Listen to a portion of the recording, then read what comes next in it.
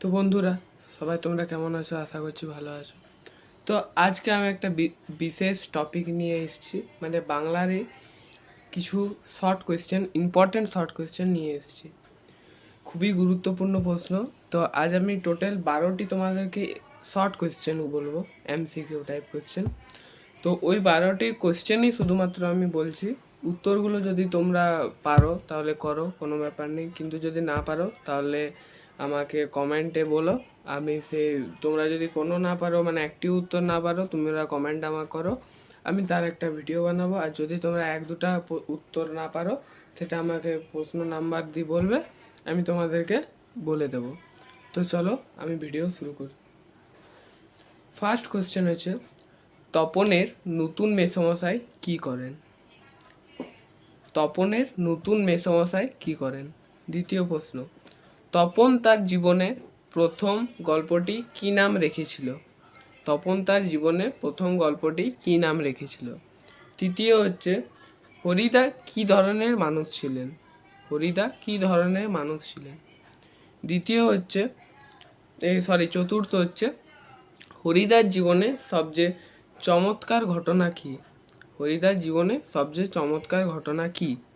পঞ্চম, পুলিশ সেজে হরিদা কোথায় দাঁড়িয়েছিলেন? ষষ্ঠ, জগদীশবাবু সন্ন্যাসীর কাঠের নতুন খড়মে লাগিয়ে দেন কি? আমি কিন্তু কোনোটার অপশান বলবো না, তোমরা নিজে করো, যদি না পারো আমাকে কমেন্ট করো। আমি আবার বলছি, জগদীশবাবু সন্ন্যাসীর কাঠের নতুন খড়মে লাগিয়ে দেন কি? সপ্তম, হাসিবে মেঘবাহন, এখানে মেঘবাহন হলো। অষ্টম, ভামযাত্রায় অপূর্বের কে কে সঙ্গী হয়েছিল? ভামযাত্রায় অপূর্বের কে কে সঙ্গী হয়েছিল?